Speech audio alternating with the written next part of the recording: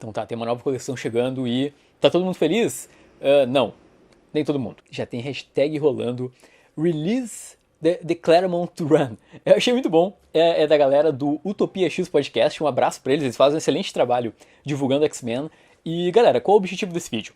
Eu vou falar sobre essa polêmica, né, envolvendo a coleção, a saga dos X-Men, e ao mesmo tempo vou dar minha opinião, né? Eu vou dar os argumentos em geral para vocês decidirem e falar um pouco do que eu acho. Sem contar que tem informação exclusiva e bastidores que eu apurei com a galera da Panini, tá bom? Vamos lá, toca a vinheta, porque nunca é demais tocar essa vinheta maravilhosa. Bom, como tu está sabendo, nessa semana mesmo, a Panini anunciou a saga dos X-Men, que é no mesmo molde da coleção do Batman, da coleção do Super-Homem e dessa coleção, que provavelmente vai ter review amanhã aqui no canal. Aí, Demolidor! Sim. Tá, deixa eu me recompor. A saga dos X-Men, que é essa nova coleção da Panini, ela pega um período bem específico da história dos mutantes, que é uma fase mais calma, entre aspas, no sentido de que não tem sagas cósmicas, coisas tão grandiosas, né? Pensa que os X-Men tinham saído ali de uma saga da Fênix, de uma saga da Ninhada, então é uma fase mais focada realmente no drama dos personagens e tem muitos acontecimentos únicos para a cronologia mutante. Por exemplo, o casamento do Wolverine, o surgimento dos Morlocks, a Madeleine Prior, tem, cara, um monte de coisa legal.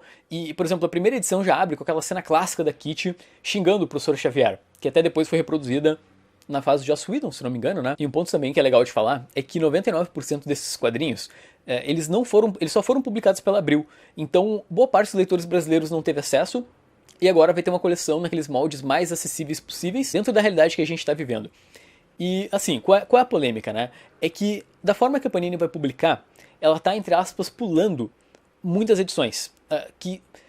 Tá, vamos lá. Primeiro, o grande arquiteto dos X-Men se chama Chris Claremont, é um cara que simplesmente revolucionou os mutantes e tudo, né? Ele é o criador de boa parte das... Acho que ele deve ter ficado mais de 20 anos escrevendo os personagens, e ele criou muita coisa. Ele pega os X-Men desde a segunda Gênese e só vai. Sendo que essa coleção inteira do Claremont, né, essa coleção inicial, ela foi lançada nos encadernados de luxo da Panini há algum tempo. Eu vou colocar aí na tela o guia dos quadrinhos com as capas, e esses encadernados pegam desde a segunda Gênese até o momento que o John Byrne sai dos X-Men, que é ali nos Dias de um Futuro Esquecido, beleza? Na sequência, a Panini lançou a coleção histórica Marvel, que é aquela coleção, cara, que basicamente pegava enfrentamentos específicos dos personagens, né? Então tu tinha os X-Men contra a Ninhada, os X-Men contra o Magneto, e enfim, tinham alguns compilados de edições que pulavam algumas, né? Mas eles publicaram uma boa parte.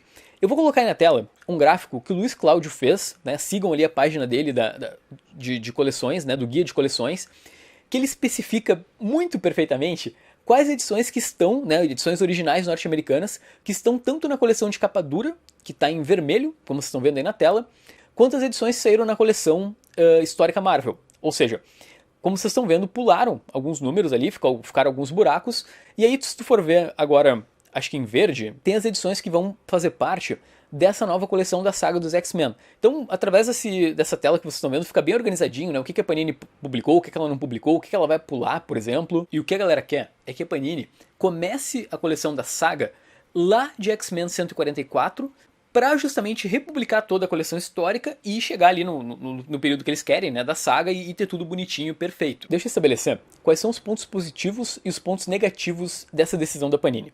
Primeiro, a coleção histórica Marvel, que é essa que eu tô aqui na minha mão, né, são as edições de 5 até a 8, ela publica, como eu falei ali, boa parte dessas edições que tem nesse vácuo, né, entre os encadernados de luxo e essa saga dos X-Men. O problema é que ela era um cocô, era horrível essa coleção, porque ela pulava, né? Então, em vez da Panini lançar direitinho, né, desde a saída do John Byrne, né, que seria X-Men, acho que 100 e... Enfim, então esse é o ponto negativo para Panini.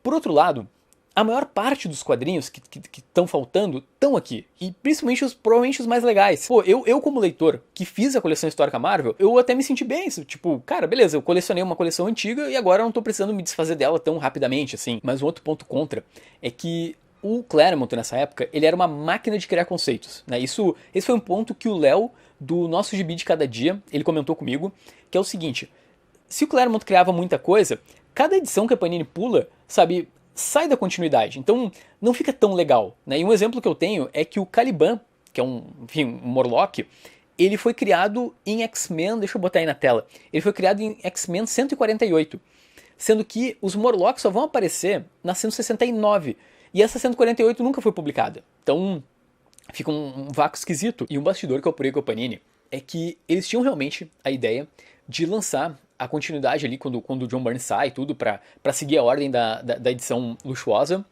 Só que o que acontece é que, como essa é uma coleção nova, eles ficaram preocupados, sabe? É mais interessante lançar um material inédito, porque eu acho que é isso eu tô especulando, né? Deve ter um monte de engravatado dentro da Panini, um monte de empresário, um monte de gente decidindo as coisas, e pra coleção, pra eles apostarem na coleção, eles precisam que os números iniciem muito altos, sabe? Isso é uma coisa que o Levi já falava, né? Muitas vezes, sei lá, ele tinha uma ideia boa para um projeto editorial, mas aí esbarrava no lado empresarial da Panini. E aí acabava não conseguindo publicar. A galera da Panini também me confirmou que eles pretendem colocar as minisséries dos X-Men, né? As séries, né? Porque nesse período eles ganham outras revistas. E essas minisséries elas vão estar nessa coleção, né? Se tudo correr bem. E aí vai ter, por exemplo, sei lá, a Long Shot, né? A Kitty, o Wolverine. Não vai entrar o Eu Wolverine, que é aquele do Claremont com o Frank Miller, porque é um quadrinho que meio que já foi publicado várias vezes e tudo, então eles vão meio que usar o espaço da coleção para publicar mais de inédito mesmo. Minha opinião, assim, eu acho que essa coleção ela tem pontos muito positivos, porque, por exemplo, ela privilegia quem estava colecionando a coleção histórica Marvel. E cara, eu fico feliz, sabe? Tipo, eu tava comprando na época, não é uma coleção que eu vou ter que me desfazer, né? Sei lá, vai faltar um outro número, então, sabe, pra mim não é tão problemático assim. E sinceramente eu tô empolgado em começar dessa fase nova, uma fase que eu queria ter na estante. E assim, também a gente tem que pensar que essa coleção, ela abre um precedente que é bom para nossos leitores.